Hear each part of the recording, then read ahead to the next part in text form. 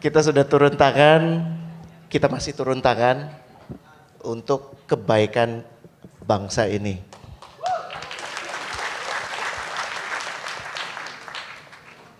Apa sih yang bikin Mas Anies mutusin memilih Jokowi? Dan Mas Anies tetap memberikan kebebasan buat teman-teman yang sudah pasti akan memilih Mas Anies sebagai relawan Mas Anies untuk tetap netral. Nah, itu kombinasi yang menarik. What's behind that, Mas? Anjing, pertanyaannya oke ya?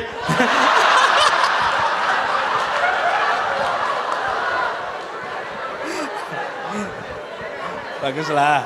Kita kasih skor aja. Berapa tadi skor pertanyaannya tuh?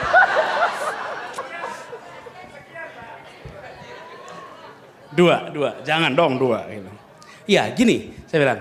Tidak terlalu sulit untuk mengambil pilihan ketika kita punya pilihan Prabowo dan Jokowi. Gak sulit sama sekali. Dan saya selalu katakan, tidak sedikit pun punya beban moral. Tidak sedikit pun punya beban moral untuk bilang saya pilih Jokowi. Titik. Gak ada sulitnya. Jadi ini menurut saya tadi mendengarkan juga yang disampaikan. Kita turun tangan sama-sama dan kemarin kita selalu bilang syukuri perkembangan, perbaiki kekurangan dan siap turun tangan. Kebanyakan dari kita ada masalah, kita semua ini termasuk saya mendiskusikannya, mengharapkan ada perubahan dan sambil berasumsi ada orang lain yang berbuat. Ada orang lain yang berbuat. Kalau nggak ada orang lain yang berbuat, kita terus memproduksi keluhan. Itu namanya urun angan.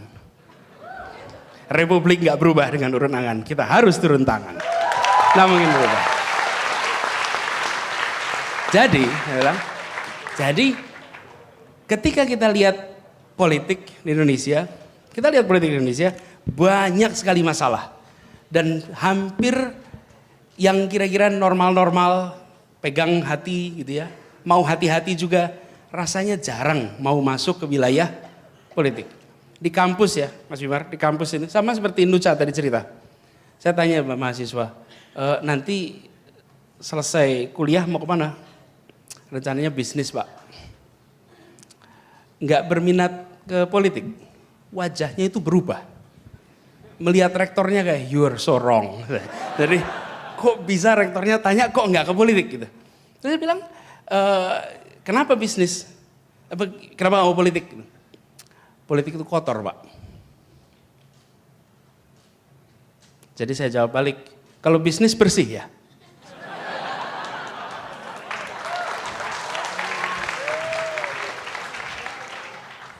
Bersih atau kotor itu cara kita menjalani, bukan soal sektor. Sektor manapun bisa bersih dan kotor, tapi cara menjalaninya menunjukkan integritas yang kita miliki. That's the answer. Nah, orang-orang baik di Republik ini banyaknya luar biasa. Tapi jika orang-orang baik hanya mau menjadi pembayar pajak yang baik, lalu siapa yang mengurusi uang pajak kita?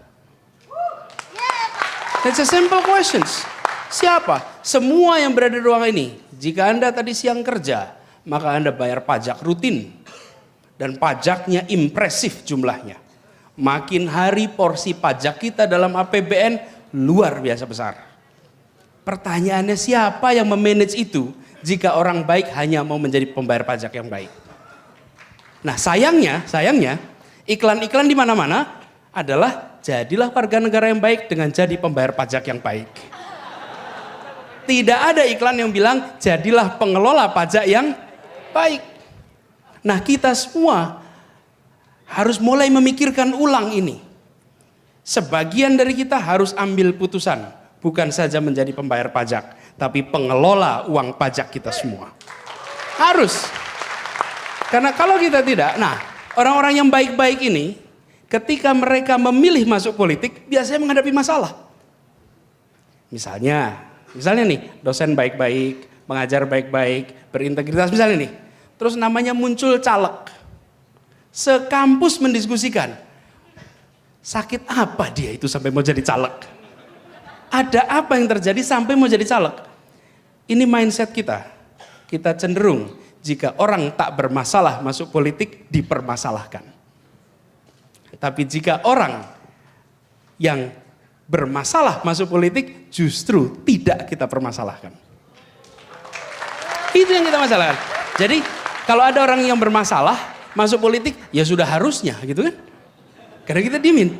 Tapi kalau ada orang yang tak bermasalah justru kita tahan.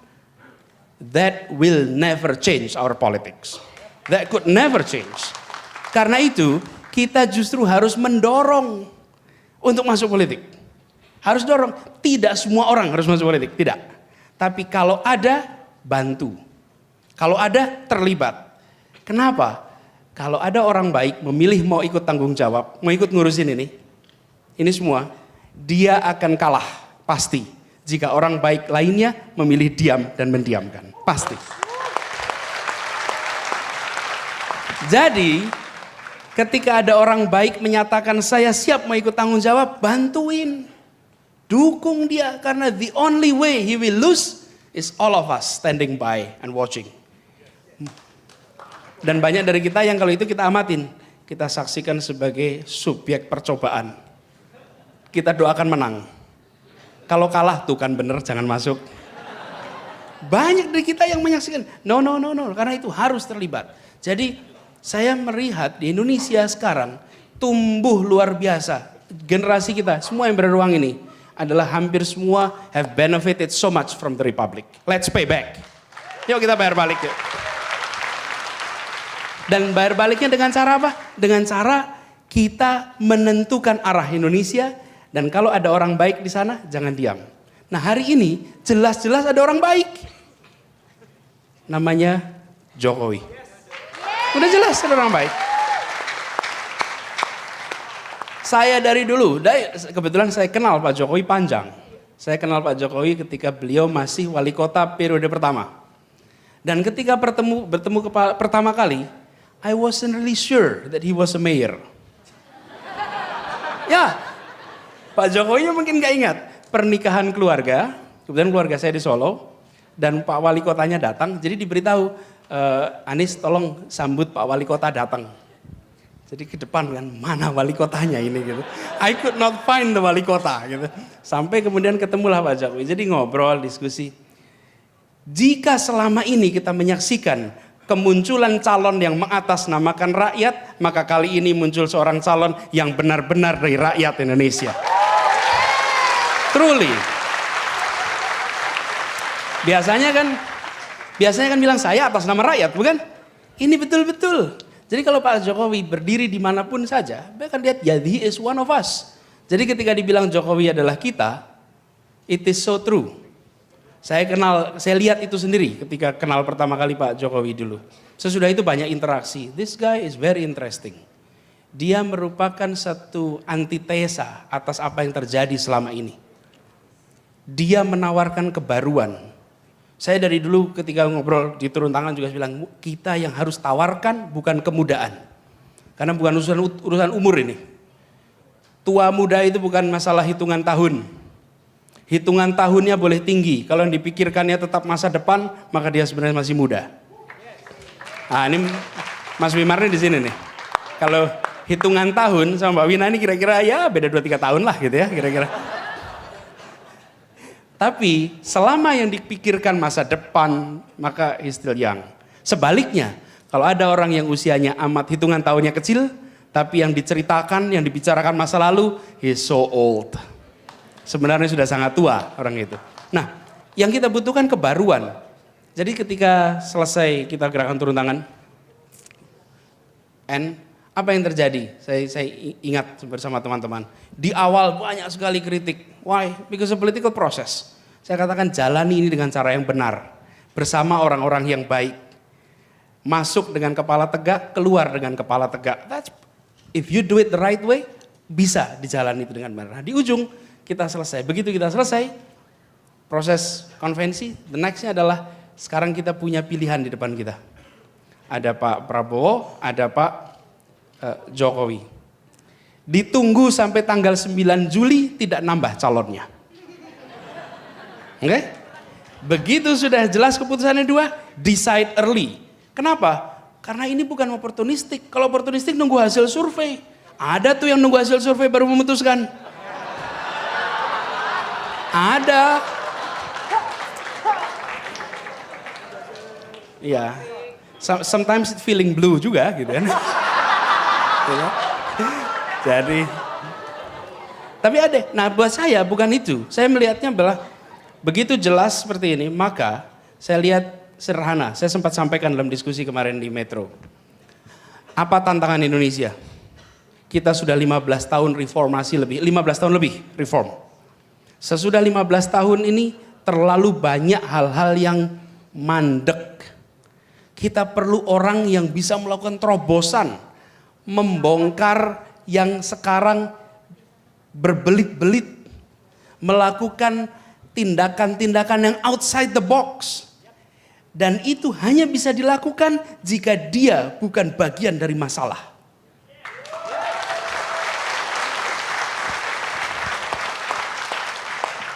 Kalau dia bagian dari masalah, there is no way he will fix it. Kita sudah melihat selama berapa tahun ini. Jika bagian dari masalah nggak mungkin. Karena itu jangan cari orang yang bagian dari masalah. Nah, di sini maka terlihat Pak Jokowi is a clear choice. Dia datang membawa kebaruan. Ada muncul pertanyaan, wakilnya orang lama. Pak JK, ya usia 72 tahun. 72 tahun is rather old. Untuk sebuah usia, rada tua. Tapi saya pun kenal Pak JK secara pribadi. Teman-teman semua kalau dihitung stamina, dia sangat energetik, sangat energetik. Saya kebetulan cukup sering berinteraksi dengan Pak JK. Kebetulan kantornya sebelah kampus. Jadi kalau hari Jumat itu Jumatannya pasti di Paramadina. Diskusi panjang lebar. Very energetic. Dan bukan soal itu personal aja. Tapi selama Pak JK menjadi wakil presiden, Pak JK selalu diasosiasikan dengan terobosan. And that's what we need. That's what we need. Jadi ini menjadi kombinasi yang menarik. Yang satu baru, kira-kira belum tahu landscape-nya ini seperti apa. Situasi persisnya. Sisi lain ada yang senior, tetapi diiringi dengan terobosan. Kalau senior dan tidak pernah terasosiasi dengan terobosan, barangkali itu jadi baggage yang berat. Tapi ini bisa melakukan terobosan. Di sisi lain, ada Pak Prabowo. Ya baru. Bagian dari orde baru. Maksudnya, jadi dia bagian orde baru. Jadi di saat kita membutuhkan kebaruan, this is orde baru. Yang satunya adalah seseorang yang sudah 15 tahun memimpin. 15 tahun. Dari mulai Menteri Menristek, Menteri Perhubungan, Mensesnek, sampai menjadi Menko Ekuin. Dan sebagian dari yang dikritik Pak Prabowo adalah yang dikerjakan oleh wakilnya gitu. Maksudnya, jadi, ya. Nah kalau bocor saya ada komentar sendiri nih soal bocor ini. Betul. Saya itu terus terang kasihan bicara bocor ini.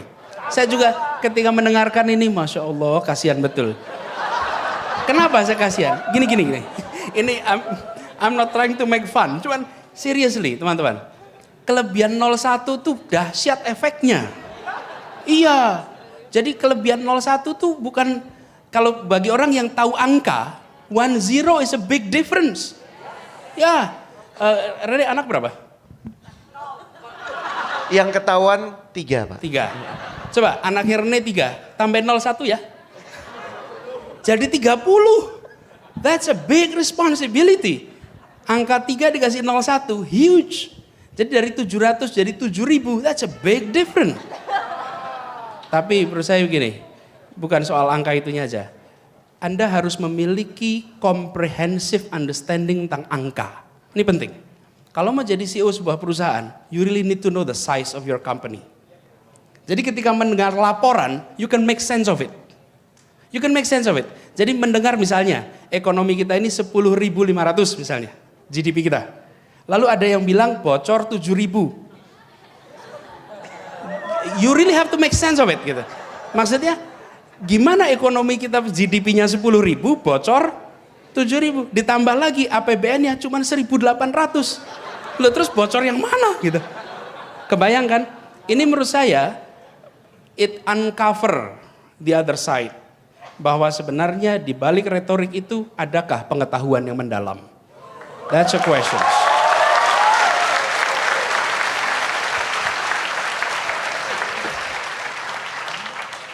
Jadi this is a questions ya, it's a questions. Mudah-mudahan dijawab nanti. Tapi kembali ke tadi, jadi saya melihat yang satu menawarkan kebaruan, yang satu justru bagian dari yang lama. Nah di saat kita mau melakukan perubahan untuk Indonesia, 5 tahun ke depan ada 5 tahun yang mendasar buat Indonesia. Sangat mendasar. Bukan hanya karena ini first term. Teman-teman, mulai tahun depan kita masuk di ASEAN Economic Community. We are part of that community. Transisi 5 tahun ini menentukan. Dan kekuatan untuk kita bisa berhadapan dengan ASEAN bukan di Deplu, bukan Departemen Perdagangan, tapi di kekuatan manusia Indonesia di dalam negeri. That's the answer. Nah, di sini kemudian saya melihat perbedaan yang lebih jauh lagi. Pak Jokowi selalu mengatakan manusia Indonesia jadi kunci, bukan? Saya juga kebetulan I'm promoting that so much. Dan saya selalu mengatakan selama ini juga dengan teman-teman turun tangan, yang kita bawa bukan cita-cita. Bukan cita-cita meraih sesuatu. Yang kita bawa adalah misi. Dan misi itu adalah untuk di-deliver. That's a mission. Dan kalau kita tidak mendapatkan amanat untuk deliver, maka misi itu bisa dititipkan pada orang lain untuk menjalankannya. That's mission. Kalau cita-cita Anda nggak bisa titipkan cita-cita. Cita-cita harus Anda raih sendiri untuk Anda. Mission. Nah, misi ini Pak Jokowi bicara manusia, yang Pak Prabowo lebih banyak bicara sumber daya alam. Ya, tapi basisnya sumber daya alam. Dan saya selalu mengingatkan, ini bukan saya katakan sekarang ya. Bisa dicek buat teman-teman semua yang pernah diskusi. Kalau kita berbicara dengan retorik yang nasionalistik, tapi yang dibicarakan hanya sumber daya alam, maka sebenarnya kita meneruskan tradisi berpikir kaum kolonial. Kenapa? Karena kaum kolonial itu datang ke Indonesia sama sekali tidak mikirkan manusianya. Yang mereka pikirkan adalah extraction of resources. Anda lihat peta rel kereta api di Jawa? Peta itu mencerminkan pusat-pusat eksploitasi sumber daya alam. Di Sumatera Barat itu ada kereta api. Kemana kereta apinya? Rel keretanya? Sawah Lunto. Kenapa ke Sawah Lunto? Karena ada batu bara. Di Sumatera Selatan ada kereta api. Ke Tanjung Enim. Kenapa? Karena di situ ada semua tempat-tempat yang ada sumber daya alam, di situ dilakukan pembangunan infrastruktur. Tidak dipikirkan manusianya. Indonesia membutuhkan presiden yang memikirkan manusianya, bukan sumber daya alamnya. Jadi, that's clear. Jadi, nah dari situ saja menurut saya sudah terbayang seperti apa fokusnya. Nah ini kalau bicara soal fokus, tapi bicara style, menurut saya bicara style adalah soal Pak Jokowi itu hidupnya sangat sederhana. Kalau ditanya apakah dia mampu hidup lebih dari seperti sekarang, oh yes, he can afford it. Tapi stylenya, tadi siapa yang cerita ya soal Pak Jokowi bersama-sama tinggal sama Zoe cerita ya tadi soal di Kampung Melayu. Teman-teman sekalian, ada orang yang ada pejabat yang kalau dia suruh jalan sendirian ke pasar, kikuknya nggak karuan. Coba aja, Anda ambil satu pejabat, suruh ke pasar, dia akan nggak tahu what to do. Harus ngomongnya apa, interaksinya apa. Kenapa? Karena selama ini dia bukan bagian dari interaksi dengan rakyat. Nah sekarang ini bicara style, yang ini gak bisa ditiru. You have to experience it, you have to do it. Pak Jokowi itu karena tumbuh bersama, ya kita semua lah yang tumbuhnya di gaya gerakan nih, pasti akan terbiasa berinteraksi, nggak ada beban itu. Dan yang menarik adalah ini cara mendekatinya. Kalau ini dianggap masalah, kalau dia jadi wali kota ini dianggap masalah, dia jadi gubernur ini dianggap masalah. Ketika ada komplain dia letakkan di sini tuh. Dia nggak letakkan itu di depan dirinya. Yang selama ini banyak terjadi di pemimpin kita adalah kalau ada kritik atas sebuah masalah dianggap the criticism is about me. Jadi kalau ada yang mengkritik gubernur Jakarta lalu dibilang it's about me. No, dia put it here. Ini masalahnya ya. Yuk kita diskusin sama-sama yuk. Kenapa? Karena saya juga di sini juga dari dulu bukan bagian dari pemerintahan. I'm trying to fix it. Ini mindset ini penting sekali. Nah, kenapa kemudian harus jadi presiden? Ya nomor 1 sudah dicalonkan. Udah jelas, sudah dicalonkan ya let's make it presiden. Oke? Tapi yang tidak kalah penting, teman-teman, tadi saya katakan di depan, apa yang berubah dari Jakarta? Teman-teman, ketika ada orang baik yang terpercaya menjadi pemimpin di sebuah wilayah, apa yang terjadi di wilayah itu? Perasaan ada orang bertanggung jawab sedang kerja di sana. Perasaan itu muncul. Apakah orang itu akan menyelesaikan semua masalah? Tidak. Apakah orang itu akan menyelesaikan masalah dalam waktu sesingkat-singkatnya? Tidak. Tapi ketika ada problema-problema baru, maka rakyat tidak mengeluh. Kenapa? Karena dia tahu pemimpinnya sedang kerja. Republik ini membutuhkan suasana itu. Lihat Jakarta banjir. Memang Jakarta begitu pada Pak Jokowi banjir selesai? Enggak, masih ada. Tapi lihat suasana di Twitter. Apakah gubernurnya menjadi sasaran komplain? Tidak. Kenapa? Karena orang tahu he's working out there. He's working to fix the problem. Nah, ini teman-teman. Lihat, gak usah jauh-jauh. Di Bandung nih. Kang Emil kepilih jadi gubernur, jadi wali kota. Apa yang terjadi? Masyarakat merasa ini ada orang bener nih di situ. Dia mau kerja buat kita. Orang baik itu ada di sana untuk membereskan masalah. Ketika masih ada masalah, ngomong sama Kang Emil. Sampaikan. Pak Jokowi juga begitu. Indonesia membutuhkan suasana baru. Hadirkan pemimpin baru itu. Hadirkan pemimpin baru itu. Itu yang menurut saya penting. Jadi nanti ketika bicara revolusi mental, saya bukan bagian dari yang menyusun revolusi mental. Ya, bukan. Maksud saya begini. Tapi ketika dibaca lengkap, this is what we have been saying all along. Ini yang selama ini kita katakan, mengubah perspektif dari pesimistik menjadi optimistik. Kita punya semua syarat untuk optimis. Karena itu perlu hadir orang yang di sana bisa jadikan contoh, bisa jadikan teladan dan membuat kita punya suasana yang baru. Dan Jokowi memberikan itu. Jadi saya berharap mudah-mudahan, saya kemarin waktu proses politik saya ceritakan sama teman-teman. Dulu waktu saya kecil, duduk ngobrol, ini dibikinin video sama Edward sama si siapa? Panji. Mitek-tek gitu. Mitek-tek. Jadi saya itu cerita waktu masih kecil, saya sering duduk, orang tua saya memberikan buku-buku biografi bercerita tentang tokoh-tokoh Indonesia. Yang diberikan namanya siapa? Syahrir, Hatta, Natsir, Soekarno dan lain-lain. Setelah dibaca gitu, kemudian hari saya pikir-pikir, mereka tuh apa sih profesinya? Coba kalau ditanya hari ini, profesi mereka apa coba? Politisi. Tapi orang tua menjadikan mereka teladan di rumah-rumahnya. Hari ini coba, lihat TV, debat, ada nggak orang tua yang bilang, nak, tiru ya mereka ya? Ada nggak sekarang? It's a problem. Karena itu, hadirkan yang terbaik, hadirkan orang bersih di puncak, biarkan dia menular, memunculkan ribuan, ratusan, jutaan orang Indonesia. Itu. Thank you.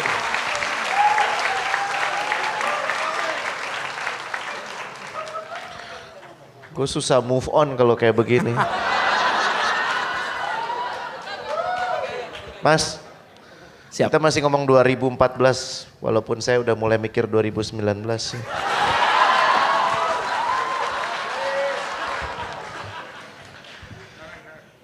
Oke, a very simple question. Habis ini teman-teman boleh nanya. Tapi my last question to you. Yes, yes, yes. Iya, iya banget. Semua yang Mas Anies bilang, ya, ya. I'm excited. I want to be part of this. What to do, Mas? This is a better question. Kasih angka lebih gede ya sekarang. What do we do? What do we need to do? Apa yang harus kita kerjakan? Pak Jokowi pergi kemanapun adalah magnet. Pergi kemanapun. Karena itu Pak Jokowi sekali lagi keliling betul. Dan sepanjang perjalanan itu kaos. Dan saya jamin orang yang terima kaos itu bukan dipakai, disimpan kaosnya. Karena terimanya langsung dari tangannya Pak Jokowi, dari mobil begini terus sepanjang jalan. Semua orang itu magnet.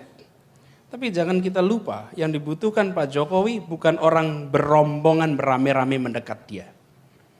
Yang dibutuhkan sekarang banyak sekali relawan. Karena itu buat semua relawan. Buat semua relawan dimanapun juga. Yang harus dijadikan fokus bukan mendatangkan Jokowi. Yang harus dijadikan fokus adalah memenangkan Jokowi. Itu harus dijadikan fokus.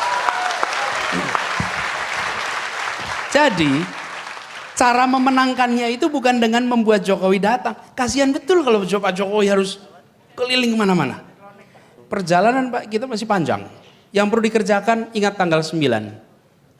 Campaign untuk meyakinkan orang lain. Caranya. Teman-teman semua kita bisa melakukan sendiri. Di depan sana ada 10 alasan memilih Jokowi. Anda masuk ke web pasti bisa ketemu. Ada websitenya kan ini. Anda ambil, kumpulkan itu. Kalau Anda naik kendaraan umum, print out itu ditinggal sambil senyum. Gak usah kampanye lisan. Sensitif. Dan kalau Anda nggak mau berinteraksi lebih jauh, udah menjelang mau turun, permisi bagiin. Intinya apa? Anda lihat apa yang Anda bisa kerjakan untuk membantu mengenalkan, menjelaskan, dan kita tunjukkan bahwa semua orang yang di sini membawa angka 2, yang di sini membawa tulisan Joko Widodo dan Yusuf Kala, tunjukkan bahwa Anda perwakilan Jokowi dan JK. Anda perwakilan. Anda hadir atas nama mereka. Artinya kata-kata kita, ekspresi kita, tulisan kita itu on their behalf. Di situ sebabnya relawan-relawan Jokowi itu betul-betul relawan. Kenapa saya katakan relawan? Gini teman, untuk menulis fitnah itu ya, untuk menulis fitnah diperlukan motif yang luar biasa. Betul, Anda nggak bisa itu. Saya nggak cukup misalnya mau menulis apa yang membuat saya harus. You really have to create motif. Karena itu relawan-relawan di sini ini bukan tipe-tipe yang bisa menghasilkan fitnah. Ini adalah orang-orang baik, nggak mungkin menghasilkan fitnah. Kita akan ekspresikan ketidaksetujuan dan mungkin fitnah. Nah yang bisa kita kerjakan adalah campaign itu. Lalu ajak lingkungan, jangan diam. Jadi targetkan saja setiap kita. 1 hari 10 orang baru milih Jokowi. 1 hari menargetkan 15 orang baru milih Jokowi. Targetin aja dan jangan khawatir. Kenapa? Karena mendukung Pak Jokowi Anda tidak punya beban moral untuk menjelaskan kenapa Pak Jokowi. Nggak punya. Anda nggak punya. Karena itu biasanya pendukungnya Pak Jokowi nggak sembunyi-sembunyi. Ada pendukung yang nggak berani terus terang. Takut ditanya masa lalu. Karena nggak bisa selalu bisa dijawab. Jadi teman-teman targetkan itu. Lakukan itu. Dan yang kedua, usia bangsa ini masih panjang, bukan tanggal 9. Begitu banyak kampanye yang dilakukan merobek rasa kebangsaan kita. Apa yang dialami sama Wina tadi? Cerita soal apa? Copot jilbab misalnya. Coba bayangkan. Tenun kita, tenun kebangsaan ini, itu dirajut dari etnis yang bervariasi. Agama bervariasi, bahasa bervariasi. Dan ini tidak boleh robek hanya karena urusan pilpres. Karena itu pendukung Jokowi dan JK adalah orang-orang yang berkampanye dan menjaga suasana kebangsaan Indonesia. Jadi kita jaga itu. Yang kedua. Lalu yang ketiga, on the day, di hari, ini kan tadi kampanye nih, di harinya, di hari tanggal 9, di hari tanggal 9, jangan sungkan untuk ngajak tetangga nyoblos. Jangan sungkan, it's perfectly fine. Dengan mengatakan, yuk kita ke TPS. Ibu, bapak udah ke TPS, udah berangkat belum? Yuk pada ke TPS. Selesai di sana, lihat perhitungannya. Ini bukan hanya buat kita yang di Jakarta, di seluruh Indonesia. Lihat perhitungannya. Yang bisa mengamankan suara adalah pendukung-pendukung tulusnya Pak Jokowi. Itu yang bisa mengamankan suara. It's not money, it's not money. Dan teman-teman semua, ketika kita mengamankan, berkampanye satu hal, pemilu hal kedua, yang harus diamankan adalah suaranya jangan hilang. Segala macam kepentingan bisa terjadi. Dan tidak boleh ada penambahan-penambahan suara. Dan itu hanya bisa terjadi jika ada orang-orang yang mau mengawasi. Kita semua harus turun tangan. Jangan hanya nyoblos lalu nunggu di TV. Harus ada yang mau terlibat.